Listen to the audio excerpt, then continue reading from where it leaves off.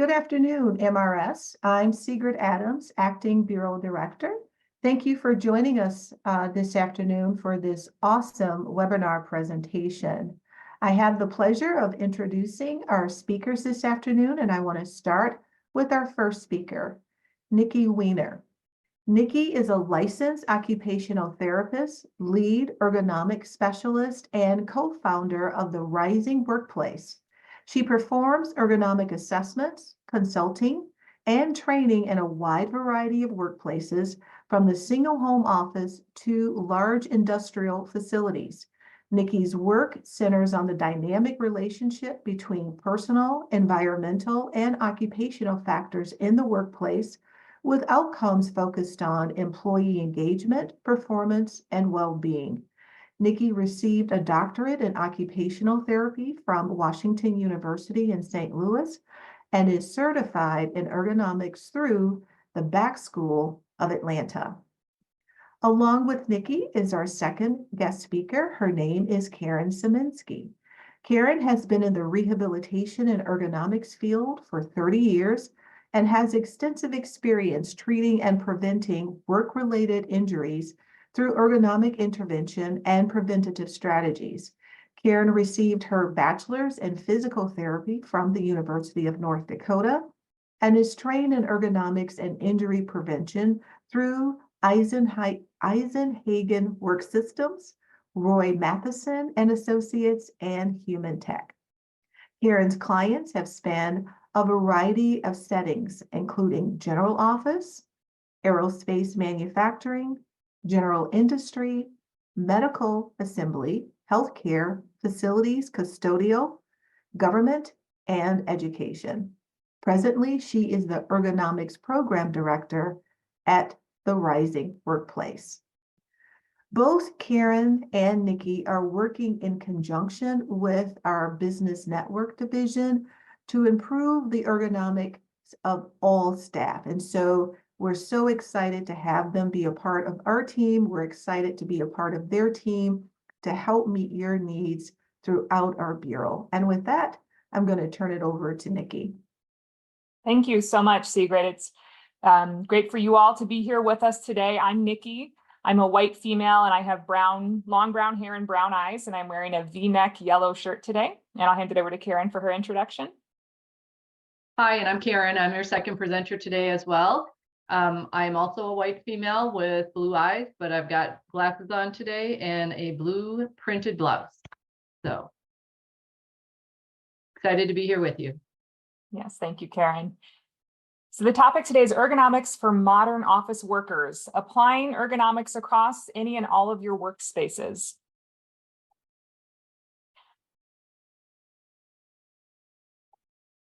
Just a few housekeeping items to start off with.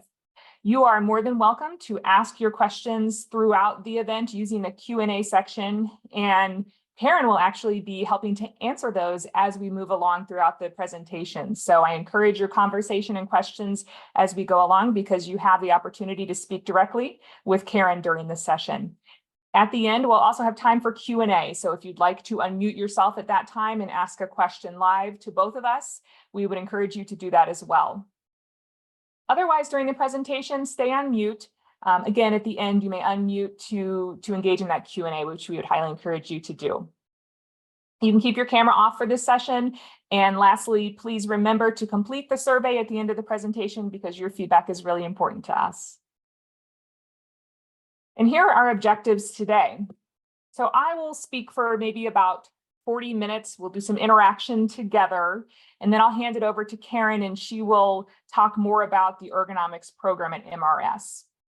I'll start off by providing some basic definitions on ergonomics, what it is, what is more in the fad category versus what is actually helpful in the realm of ergonomics, and then importantly, how to do this.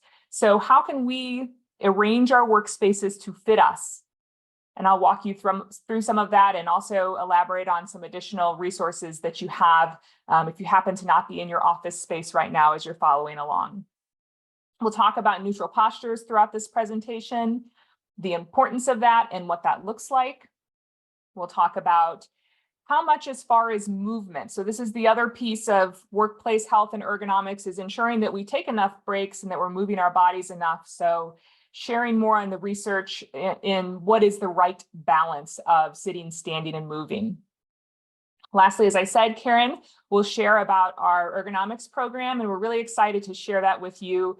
It's launching in February, and we're delighted to be able to work with you here today with the webinar, but also seeing your faces, whether it's virtually or on-site through the ergonomics program. So what is ergonomics? Ergonomics is an applied science concerned with designing and arranging things that people use so that the people and the things interact most efficiently and safely. And the key word here is really interact. So it has everything to do with how you as a unique person interact with your work and with your workspace. And importantly, it's not about trying to force yourself into a workspace that maybe wasn't designed for you, but rather it's about arranging your workspace or designing your workspace so that it fits you, and understanding that it's not a one-size-fits-all approach. So the right solution as far as ergonomics for you may be quite different than your coworkers and so forth. And that can be kind of confusing this day and age when maybe you've seen many products that are labeled ergonomic. In fact, if you did a search online, all of these products on the screen I have here, there's a split keyboard, a vertical mouse, a ball chair, and a cycle desk. They would all be called ergonomic. And I think that's a bit of a misnomer, because that assumes, again, that this product fits for everyone, when in fact, a few of the things here, namely the alternative keyboard and mouse, are helpful for some people to solve a specific issue. Whereas other things on this screen here, the ball chair and the cycle chair, are more in that fad category. So you do have to be careful in determining kind of what is actually helpful and what is not, and sifting through some of the trends, recognizing that a ball chair, for instance, or a cycle chair, is really not supportive and adjustable enough to substitute an all-day long task chair, for instance. So I'm hoping that through this presentation, you'll begin to discover kind of what is the right configuration and products for you, perhaps maybe even discovering you thought that you needed something that now you realize you don't. And that extra level of support we'll be able to provide for you during that evaluation process and teasing through some of these details for you. Why is ergonomics important? Well, there's a strong body of evidence that shows us that attention to ergonomics can reduce the likelihood of us developing musculoskeletal disorders, even that common discomfort or fatigue that many of us experience on a daily basis, something really that has to do with cumulative stress to the body. And it's oftentimes that discomfort or fatigue can escalate into something more serious, a musculoskeletal disorder. And let's face it, many of the things that we do on a daily basis for work or otherwise are very technology driven. They increase our sedentary behavior. They cause us to work in a more awkward position. And so it's really important that we do pay attention to ergonomics, especially this day and age, and how tech driven our society is. And even if you're thinking the past 5, 10, 20 years, how your interfaces with work has really changed. And importantly, when we think about ergonomics, we're able to not only take care of our bodies at work, but certainly it overspills into our quality of life outside of work. So these problems tend to follow us beyond the workday. And there are also things outside of work that can contribute to musculoskeletal disorders as well. So let's get into the practical information now. What can we do about this shared dilemma? How can we prevent or reduce work-related discomfort? First and foremost, it's identifying risks, knowing what the risks are, what causes musculoskeletal disorders. And I've listed a few, and I also mentioned a few. They are working in awkward postures, doing any activity that's repetitive, contact stress. So this has to do with any soft tissue of the body, making contact with a hard or sharp edge of a workstation, and the use of force. And there's many forces at play, even if they don't seem that significant. For instance, simply the force of gravity on your body, right? Holding up your head, which is the weight of a bowling ball. And secondly, now that we understand what those risks are, it's aiming to reduce or control those risks. And so that's what we do through the ergonomic process. We look at the environment first. We set up the environment to fit the user. We ensure that we're using the right tools and devices, that they're well matched to the user. And then the other side of this, of course, is ensuring that we have a good set of personal habits around our work, that we're taking enough movement breaks or micro breaks, that we're balancing some of that repetition by using variation during our workday, for instance.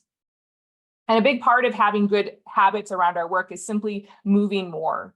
So as we're able, making sure that we're getting out of the chair about every 30 to 45 minutes, even just for a minute or two. And what that can do is kind of kick on a process in our body that really reduces the inflammation, that stress that builds up in the body, and kind of resets us for the next stretch of work ahead.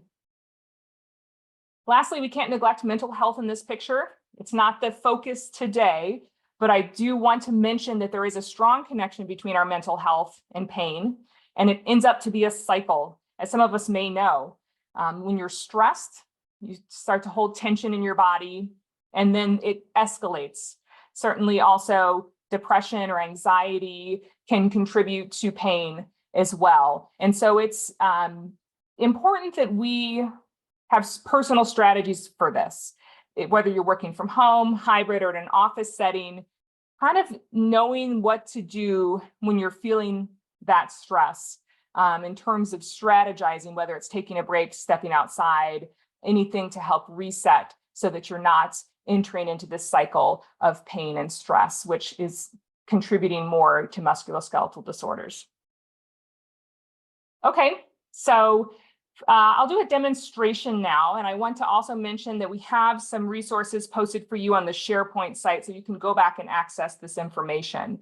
But what I'd like to do is a mini demonstration of how to configure a workspace and the different checkpoints you would look at if you were going to adjust your workspace to fit you. And I would encourage you to follow along with me today, or maybe jot some notes down on what you intend to do when you get back to your office space, but also recognize you'll have some other resources to go back and do this at a later time if that's easier for you. So at this point, I'm actually going to stop the share, and you might want to pin me as a presenter in the top right corner if I'm not already, so that you can get a view of what I'm doing here. So it starts with seating. And the most important thing with seating is that your body's supported in a neutral position. So that means making contact with your backrest entirely. So scooting back in your chair so that your back is supported, but also making sure at the same time that your feet are supported, either on the ground or a footrest. This is where it becomes difficult. In addition to having your back and your feet supported, you also want to make sure that your hips are in line with your knees or even slightly higher than your knees, and that when you look at your desk, it's about elbow level. So you can see right now, my back is supported, my feet are supported, but I'm far too low from my desk. And so I'm going to raise my chair, and most of us, I'll say, tend to sit too low in our chairs. That's a common problem that we see. And now I'm about elbow level with my desk. And at this point, many of you may notice, my feet are not supported anymore. I might need a footrest. Okay, so my back is supported, my feet are supported, and I'm elbow level with the desk in terms of the chair height. Next, you want to look for any presence of contact stress in your chair. The places you want to look specifically is the back of the knees, ensuring that you have 2 to 4 fingers space of open space here to make sure you have good blood flow down to the legs, and also in the sides of the hips. So if your chair is not well matched to your body, you may experience contact stress in either one of those places. And you may have some different chair functions such as armrest, adjustability, or seat pan slider that can help you work through those contact stress points.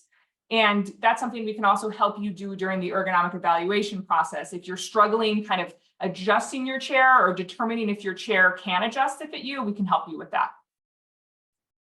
So I'm supported, I'm relaxed, and I'm neutral. I'm not sitting on the edge of my chair or perching, but I'm all the way back against my backrest with my feet on the ground. I don't have any contact stress. And the next thing I'll look at are my armrests. So if you do have adjustable armrests, you want to adjust them basically so it promotes a posture of your shoulder that it's relaxed and your elbow is close to your body.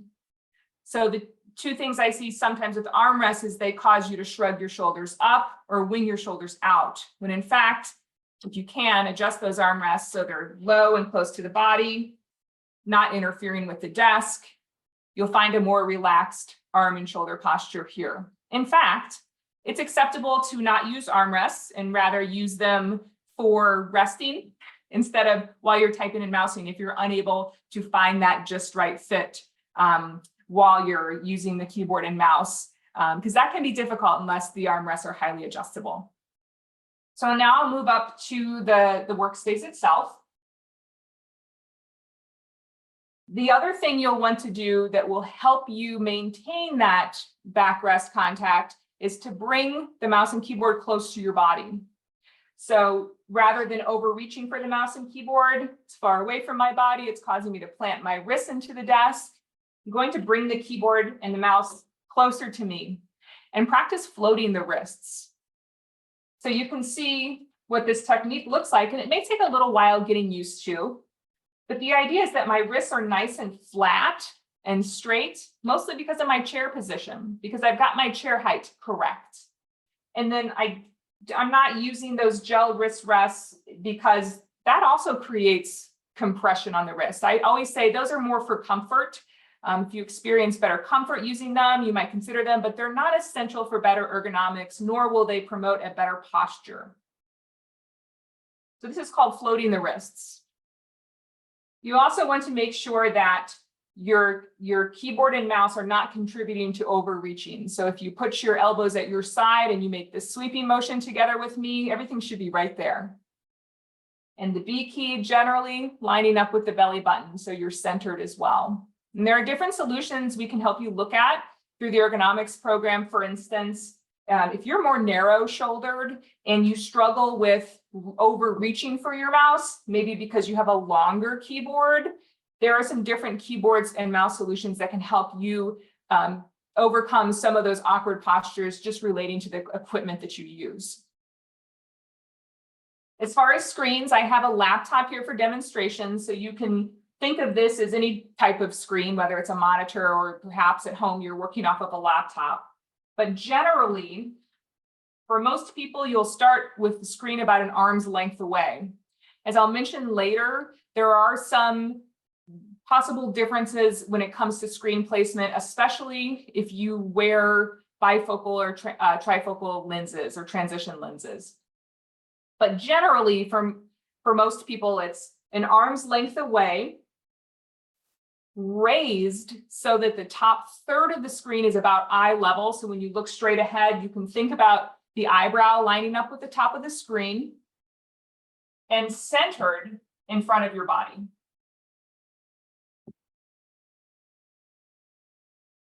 So just a quick summary. I'm supported, I'm relaxed, I'm neutral. My chair isn't creating any contact stress to my body. The mouse and keyboard is close to me, so I'm not overreaching for it, and centered. The screen is positioned basically so I'm not doing a lot of excessive rotation or bending of the head, okay? And this is my baseline position. I may not be perfect about it all day, every day, but if I'm starting off and this is my go-to baseline position, I'll be much more likely to go back to it and be much more aware of my posture while I'm working. Okay, I'll go back to the slides now.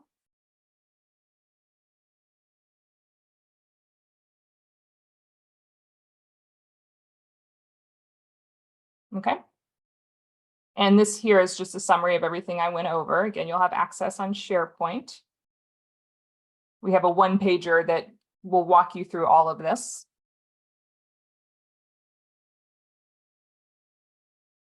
How about those of us that use multiple screens? I know a lot of us do. And let's talk now about arranging multiple screens. In this case, dual screens. So first, you want to determine which screen you use primarily. What is the screen that you use more than 50% of the time? And let's call that your primary screen. So first, center your primary screen with your mouse and keyboard in U. Okay, so that one goes in the center. And then the secondary screen, or the screen you use slightly less or significantly less, can go on the side of your eye dominance, which we will explore in just a second. Importantly, you want to make sure those screens are close together. They're touching. And you can even angle in that secondary screen at about 30 degrees to tighten some of the turning radius of the head. So both screens are raised, they're close together, and the secondary screen is slightly angled inward. Now you may ask, okay, what is my dominant eye? Let's find this out together. This is a fun interactive exercise. So if you're able to, go ahead and make a triangle with your fingers, just like I'm doing and just like on the screen here. So I'm holding up a triangle about 6 to 8 inches from my face. And I'm looking away at a distance at anything across the room that you can view within the triangle. So small enough to fit in the triangle. And both of your eyes are open. At this point, I want to ask you to close your left eye and ask yourself what happens when you're looking at the image in the triangle. Is it in frame or does it shift out? For me, when my right eye is open, the object is still in the frame and it tells me I'm right eye dominant. But try it again on the other side. So both eyes are open. Now, if you're able to, close your right eye. What happens to the image? Does it shift or does it stay? For me, it shifts. It tells me I'm right eye dominant. But if your left eye is open and the object stays in view, then you're left eye dominant. If that didn't quite work for you, first try an object farther away. And if you really don't notice a difference between the right and the left, it very much could be a shared dominance scenario, but chances are when one eye is open versus the other, the object will stay in view more, and that's your eye dominance. Let us know in the chat if you're surprised by your eye dominance. I know in a group this size, we at least have a handful who are right-handed and left dominant, and maybe you didn't know that. So the long story short is put your secondary screen on the side of your eye dominance. It's funny, oftentimes when I go into an office to do an evaluation, I note that the secondary screen is already on the dominant eye side. And the reason for this is that it just feels more natural. Your brain is more in tune with that hemisphere, and you might find that benefit. Perhaps you may need to rearrange a few things at the desk, but when you settle into this configuration, you might find it to be much more comfortable. I should mention here, State of Michigan Computer Glasses Program. This is a great benefit for anyone who wears prescription lenses for computer use. So I would encourage you to look at the State of Michigan Benefits Guide for active employees. It's linked here. There's also an image of this vision plan summary of benefits here. So computer glasses are a great solution. As I mentioned, people that wear bifocals or trifocal lenses often run into postural issues, not being able to arrange their screen in a way that also promotes that neutral neck position. So I would encourage you to look into this if this applies to you. And otherwise, if you wear any type of lens, making sure that you meet with your doctor on a yearly basis to ensure that your vision needs are met. Because certainly that can have an impact on our posture as well. If you can't see your screen when it's an arm's length away, chances are you'll be craning your neck forward or back to try and focus in. And while we're on the topic of screens, I always say you want to take a look at your display functions and modify your contrast and brightness for ease of viewing. There's not a magic number here. Again, it's not a one size fits all. Depends on your vision and the amount of lighting in your office, but you might go in there and find, ooh, that was too bright. I think I'm going to dim my screen a little bit more, and that feels a lot more comfortable. Another thing you can do under those display functions, it would be enabling the blue light filter. So this means that a blue light filter comes on automatically when the sun sets in your time zone. And sometimes this is also called a night light. In fact, your phone likely has this function as well. And this can be important because when we have too much exposure to blue light after hours, meaning when the sun is not out, that can impact our sleep, our circadian rhythm, which has impact on our attention level and our mood, even our metabolism. There's many different studies on shift workers, for instance, and the impact of inopportune exposure to blue light. However, another myth surrounding blue light is that it's the main contributor to eye strain, which is really not true. So what is the contributor to eye strain? And maybe this is something you've experienced before, tiredness behind the eyes. This actually has to do with viewing distance. So simply spending extended periods of time performing up close viewing activities is what causes eye strain. And, you know, during the pandemic years, I think blue light glasses nearly sold out, flew off the shelf, and there was all this kind of buzz about blue light contributing to eye strain. And anybody that works in the field or knows a lot about this topic would tell you that's not the contributor. So the rule here and the way that we can help reduce eye strain, it's free. It's cheaper than blue light glasses. It's called the 20-20-20 rule.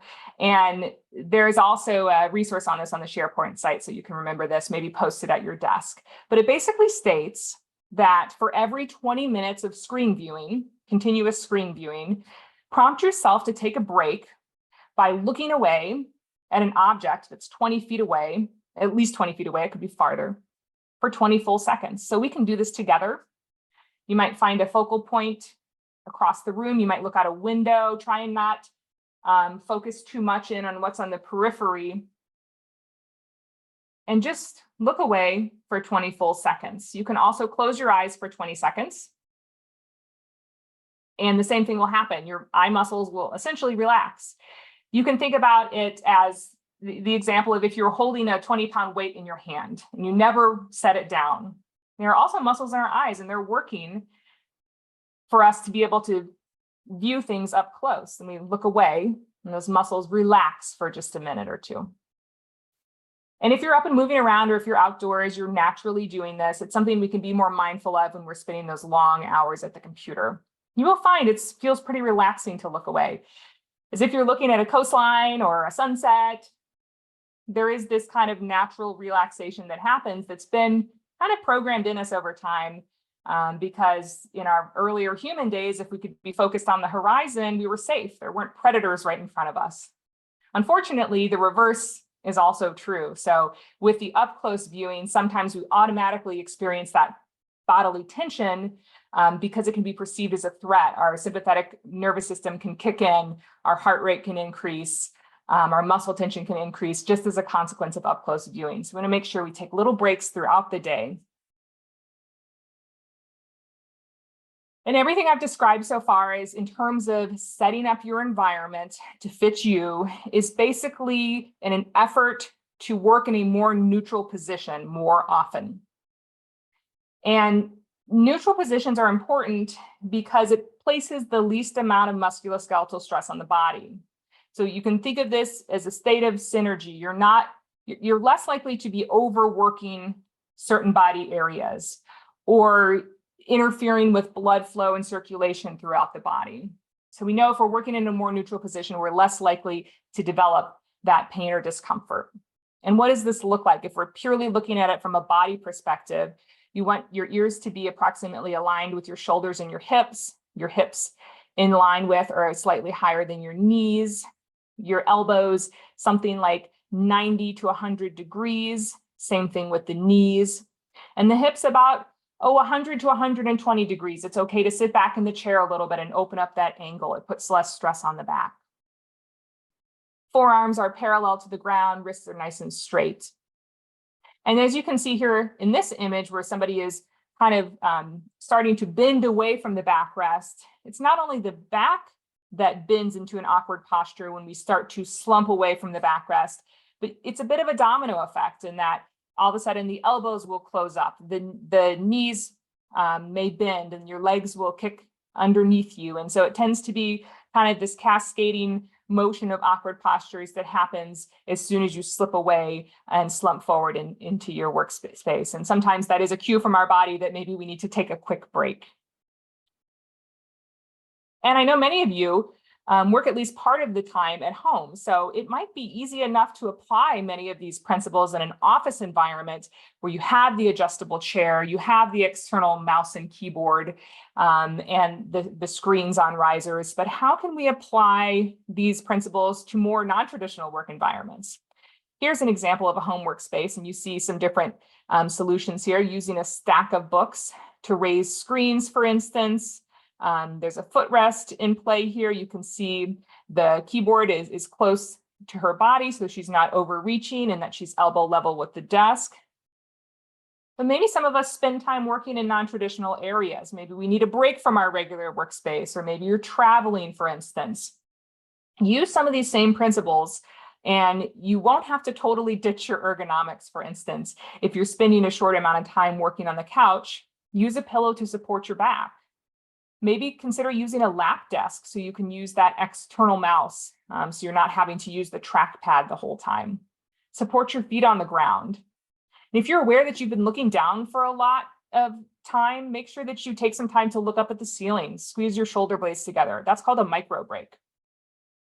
And then at a dining table, so this is maybe a place many of us have worked before, you may not have a adjustable chair to pull up at the dining table. So you may need to use something you can sit slightly higher in relation to the work surface here, like a cushion or a folded blanket. Same thing goes for back support. Many dining chairs do not have back support. So simply rolling a towel and putting that behind the back can be an effective way to get a little bit of back support in that environment. And then really anything can be used to raise a screen to a correct height, whether it's a stack of books, boxes. The important thing here is that you're using an external mouse and keyboard when you're on the laptop for extended periods of time.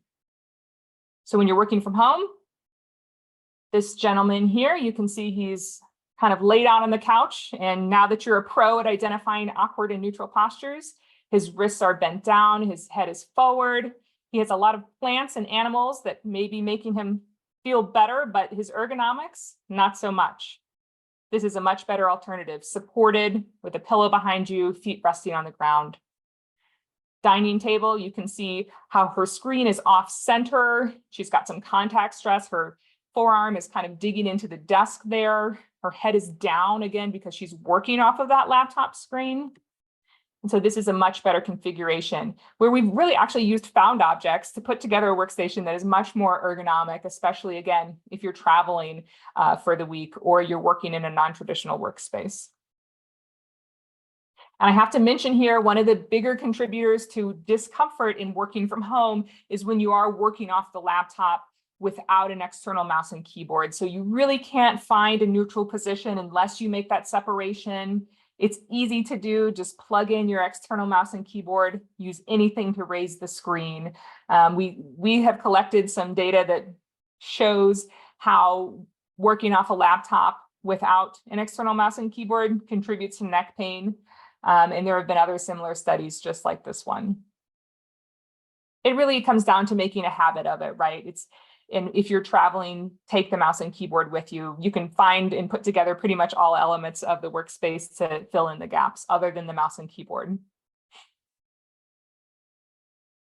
And unfortunately, even though we might have a great workstation setup and everything is adjusted perfectly, that's still not enough to address some of the stress that happens to the body as a result of the type of work that we do on computers. And so the other strategy here, of course, is movement. So as you're able to, you want to take as many small opportunities throughout the day to move more. Think about what's ahead of you, strategize, look at the calendar. Do you have a meeting that allows you to move around a little bit, maybe stand up if you're able to? If you are on a phone call, is this an opportunity to plug in a headset and pace around the room a little bit?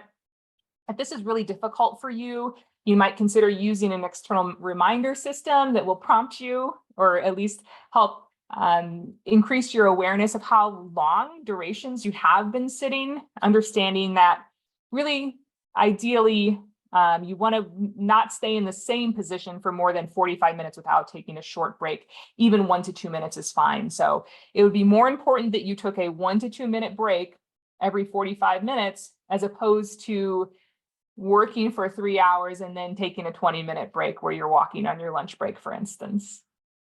So when it comes to strategies, I always think plan ahead, think about which work activities are conducive to integrating more movement. And of course, some of us kind of get, or actually many of us, I would say, maybe get that feeling, oh, I'm tight. I feel like I need to stretch. And there's kind of a pattern of muscle tightness and fatigue that develops due to computer work. And maybe you've experienced this. It's the wrists, it's the neck, it's the back, right? So we have a little program here for you. Again, you can access this handout on SharePoint, where there's a set of safe and effective stretches that you can try out, whether it's once a day, a couple times a week, that can help address some of those commonly stressed body areas due to computer usage. And so this is called the 5-minute movement routine. And I would encourage you to try this if you're able to, and make sure, of course, that if you're under medical supervision, or if you experience any pain while you're doing this, this would not be a good program for you. So you always want to get permission from your doctor if you're under any medical surveillance before you start any new exercise program. But I'd like to invite you to do it, just a few of these with me here now, if you're able to. So I'll actually put my screen share down again, and I'll show you just a few of these. And if you're able, join me. First, let's roll our shoulders backwards. This could be performed seated or standing. We're going to just kind of warm up by rolling our shoulders down and back. And we're actually not going to roll our shoulders forward. You may ask why. This is a counterbalance type of stretch. And most of the day, how are we looking? With our shoulders rolled forward, right? So the idea is to counterbalance that through a backwards roll of the shoulder. Down and back. Good. Now let's do a side neck stretch. So for this one, you can do this seated or standing. I'll demonstrate standing first. You're going to look straight ahead. And if you're standing, feet are about shoulder width apart. And now you'll move your head so that your ear is towards your shoulder. So you could do right ear towards right shoulder. You should feel a very good stretch here on the left side of the neck. And then you can reach down towards the ground with your right arm to accentuate the stretch right here. It should feel very good. Take some deep breaths. And hold that for about 30 seconds. This is an area where many of us experience a lot of tightness. And then for the other side, I'll demonstrate the seated version. So same thing, you're looking straight ahead. And this time we'll go left ear to left shoulder. And then instead of reaching down, I'm going to anchor in by holding underneath my chair. I'm going to feel that nice stretch right here. Deep breaths. Nothing should be painful. If it is, maybe you're going a little bit too far. The intensity should be 2 or 3 out of 10.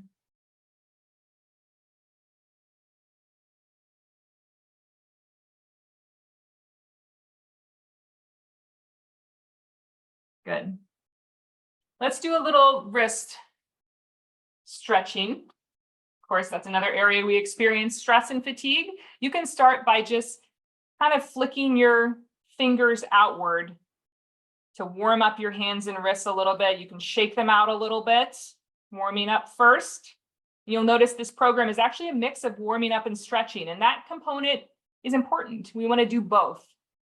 Okay, now we'll do a prayer stretch. So you put your hands together in front of your body and then bring them down toward the base of your breastbone and gently press. You should feel a good stretch on the underside of your wrists and forearms. Breathe in through your nose and out through your mouth.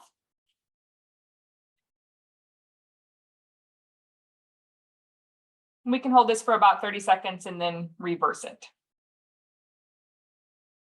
Okay, we're reversing now. Same stretch, different direction.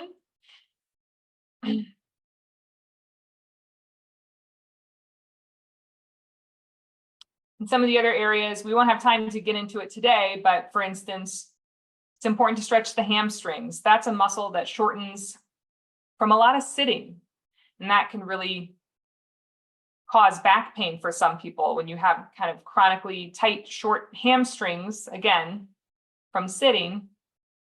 So you work on hamstring flexibility, that can really help with back pain, believe it or not.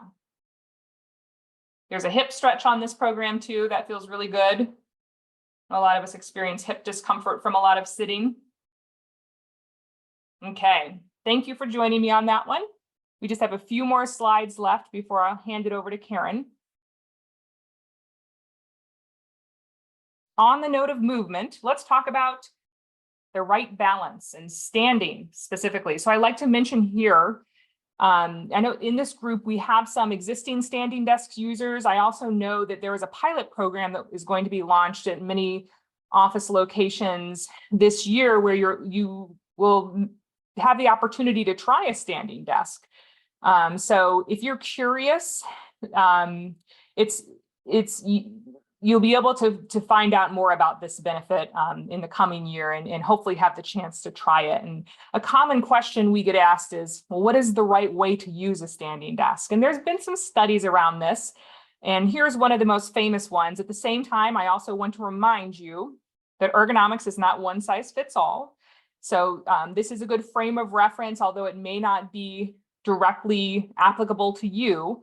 What they found is that in about a 7.5-hour workday, so an average workday, the right balance of sitting, standing, and moving is here. So approximately 5 hours of sitting, 2 hours of standing, and then 16 sit to stand transitions. That means every 30 minutes changing position, taking a short break. It doesn't mean every 30 minutes going from sitting to standing to sitting to standing, but rather you're balancing out the sitting and the standing throughout the day as it kind of makes sense, most importantly for your body. So if you're feeling an early sign of fatigue or discomfort, that's a good cue for you to change position. You're tired of standing, okay, time to sit. Or you're doing a really intensive computer-based activity, better for sitting. So you want to think about this functionally and also by tuning in to your body's discomfort and when it's time to take a change. And you may start to evaluate how much you're sitting or standing throughout the day and seeing how you fit into this model, but also recognizing, again, we're all different. We want to do this to our own personal tolerance. And importantly, we want to make sure that our desk is adjusted to the right height. And I do know that the desk that you will be piloting in your offices is a highly adjustable type. So you shouldn't have the challenges that some of these desks provide, which is that they don't have enough range to meet all of our needs. What you would go for in this case is when you're standing in a relaxed stance, just like when you're sitting, your desk should be just about elbow level. Okay, so that applies to the standing and the sitting posture. And in fact, if your desk has a program function, you might program that in. So after you're positioned in your chair the correct way, programming the desk so it's elbow level. In the seated position, standing up, programming it so that it's in the resting elbow level for the standing position as well. And all other rules apply of ergonomics here. So you want to make sure you might need to make some tweaks to your screens and so forth. In summary, many of the things that we do every day are repetitive. They cause us to work in awkward positions. They increase our sedentary behavior. This is certainly related to our work and also outside of our work. But the good news I bring to you today is that attention and awareness of ergonomics can really help with this problem. So this helps us maintain that better health and performance in and outside of work. So I really encourage you, regardless of if you're experiencing active discomfort, or if you're more in the proactive phase, that now is the time to take a look. Because many of us have a lot of years of work ahead of us, and we want to maintain a healthy body and avoid some of these common stresses that, quite honestly, can be prevented through better ergonomics. And I'm going to hand it over to Karen now. All right, thank you so much, Nikki. Thanks for all the information, and I always love doing the stretches with you. It's all good. So now you may all be wondering what's going to happen next.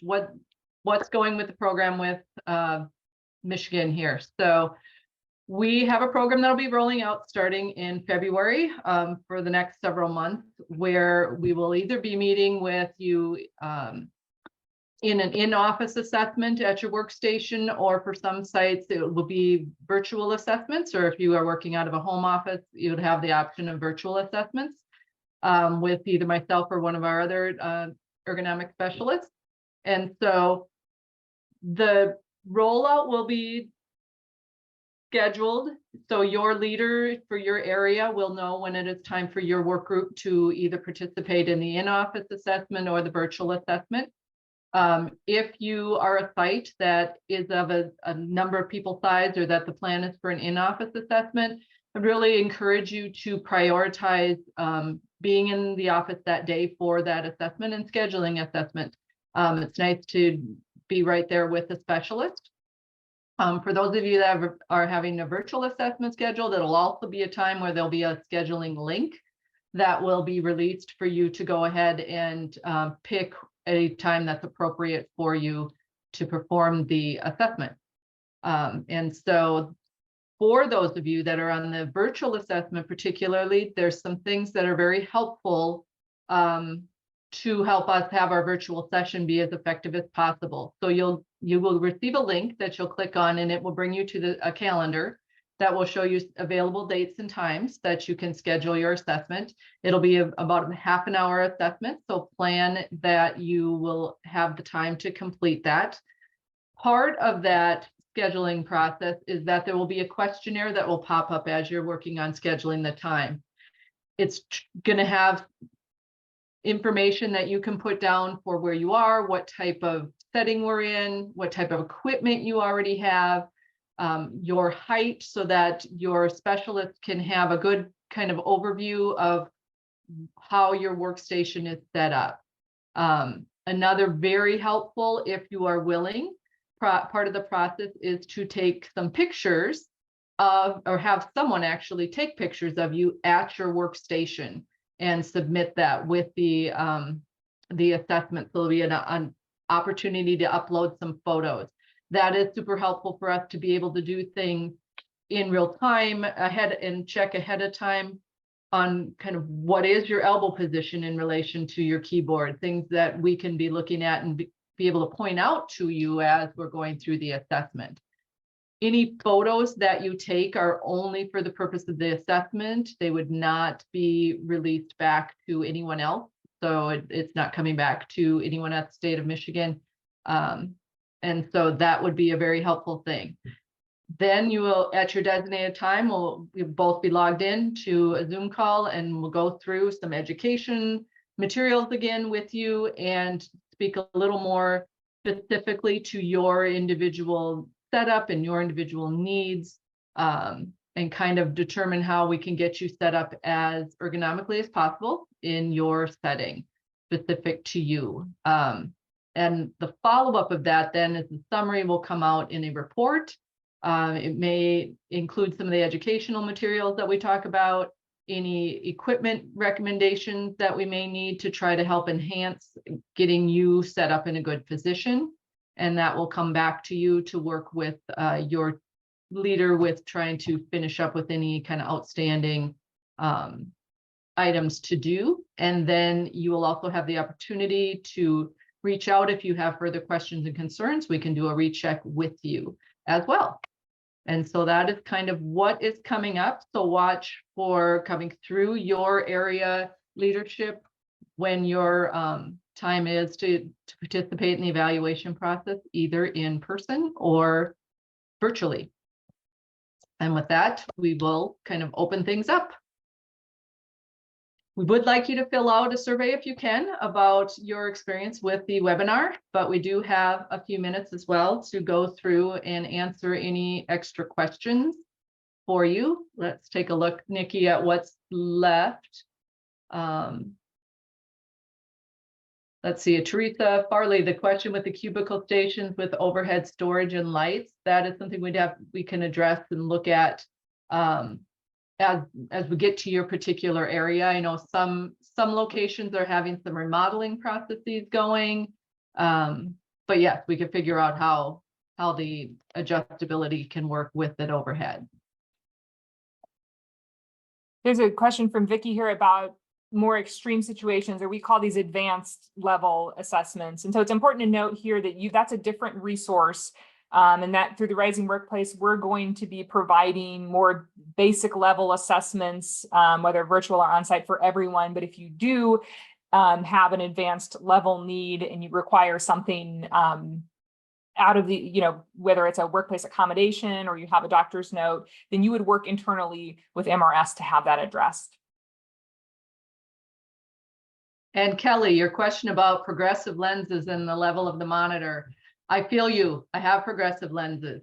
Once you have progressive lenses, you want the level of the monitor to be at whatever height it is that you can look straight on at your monitor without that urge to tip your head up, because most of the time that closer to mid-range correction in your glasses is going to be toward the lower end of the monitor, or the lower end of your lens, which means your monitor most likely will need to come down. And I can't tell you any time that it's ever needed to go up. It needs to come down, and it may need to go forward or back on your desk surface. And that is all dependent on how your glasses and your prescription was set up. Most of the time it's down and back. And the thing to remember is, what does it take to not make Kelly a bobblehead when she's looking at her screen? Can my chin stay still, or am I going up and down all day long?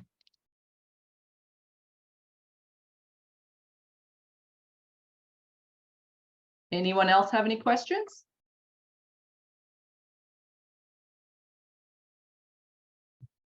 One thing I like to mention is when we talk about making changes to your workspace, nothing should feel more uncomfortable, except for in the fact it's learning something new. You have to get over the mental gymnastics of maybe changing the way you do something that perhaps you've done differently for 20 years.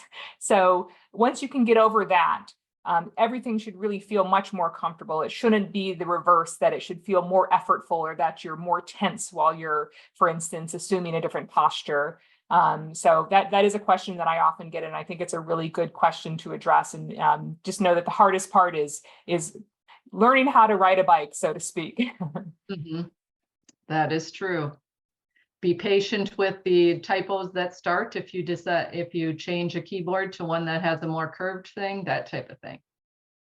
What happens if a person needs an ergonomic equipment after the assessment? So we'll work with your site managers to make sure that they know what you need specifically. So all of those equipment recommendations will be sent to your site, and they will use existing resources, whether it's an equipment closet, or if they need to order that equipment, to make sure that that's followed through with.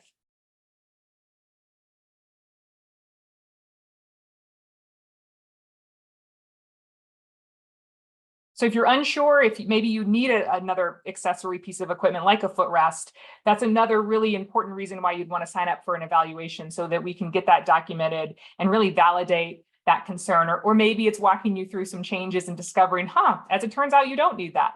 So it's helpful to know either way. Exactly. And one thing I also wanted to point out, if it came as a surprise to people, the 3S, the cycling of how often you should be moving.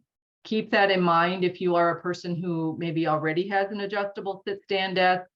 When I am doing evaluations, most commonly I will have clients that will tell me, yeah, I have a sit-stand desk, and I'll ask them how they're using it. And they'll say, well, I sit in the morning and I stand in the afternoon, and I have this anti-fatigue mat that I use.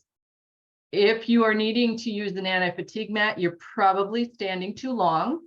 If you were using the cycle of sitting and standing at whatever pace is close to the recommendation that was on that slide with the 16 times up and down, you wouldn't be in a standing position long enough to probably need the anti-fatigue mat, and your body will be happier than being in one position sitting all morning and one position standing all afternoon.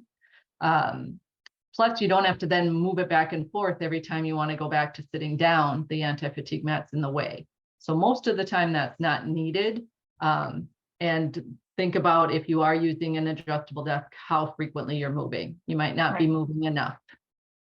So don't set a timer to prompt yourself to stand longer or sit longer. That's not the goal, right? Because then you're not really listening, more importantly, to your body's cues. But you could set a timer to promote your awareness of, how long did I stand that time? Or how long did I sit that time? But don't let that be your end goal. For instance, 30 minutes standing. I'm going to force myself to do that. That's not the right approach. Yep. Another thing you don't want to do is you don't want to get in the habit of staying in whatever position you are until something starts to be uncomfortable. If you get, and just think about it, if you go, oh, my neck's starting to bug me, I ought to stand up. You're training your body that you're not going to move unless there's discomfort. And that takes some retraining of habits to get your body aware that movement happens without discomfort. So as you start working on adjusting your workstation, sometimes they do have people set the timer to check in with their body on, I was this long and I'm still doing all right, but I'm going to do a couple of those counter stretches that Nikki showed me and keep on, or I'm going to get up now because I'm still feeling good. Better to do that than wait until you're already starting to be uncomfortable. Mm-hmm.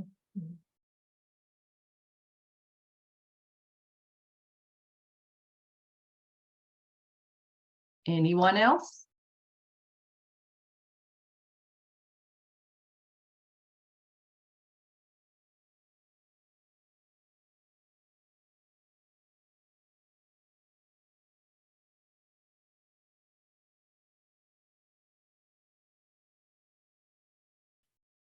Tasha shared a condition that she had maybe having to do with the way that she sits, and it could be at work, in the car, at home, right? All of these things are cumulative.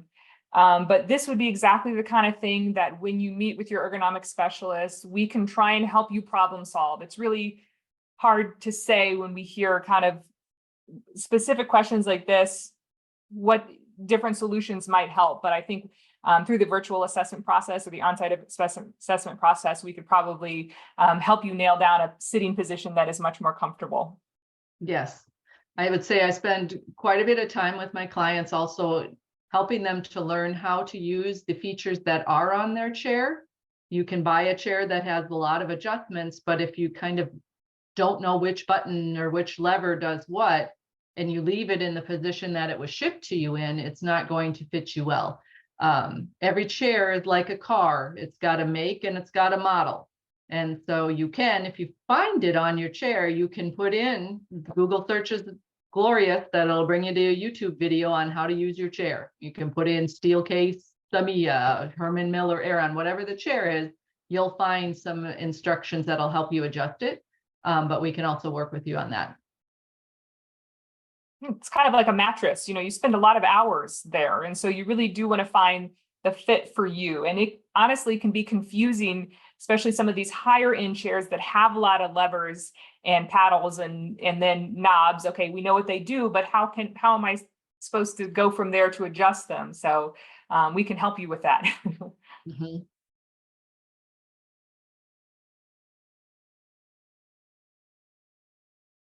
The Google Queen, I like that, Anita.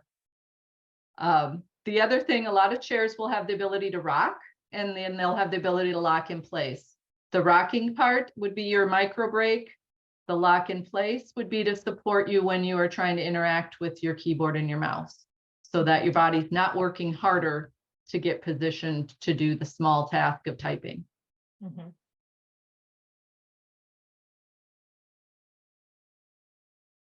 And eventually all of this happens more naturally, right? You know what the right setup is, then you don't have to sit down every day and remind yourself of what to do. I think, you may feel like this is a lot of information today, a lot to digest, but I think this in combination with doing an evaluation where you get more specific recommendations can eventually get you in a place where you don't have to think about it as much. I just want to say thank you. Thank you for taking time out of your day to learn more about self-care and ergonomics. We're really looking forward to meeting some of you in person, also virtually, and we really would encourage you to take advantage of this great benefit, and please take the follow-up survey. All right. Yes. Thanks for everyone for coming. Bye.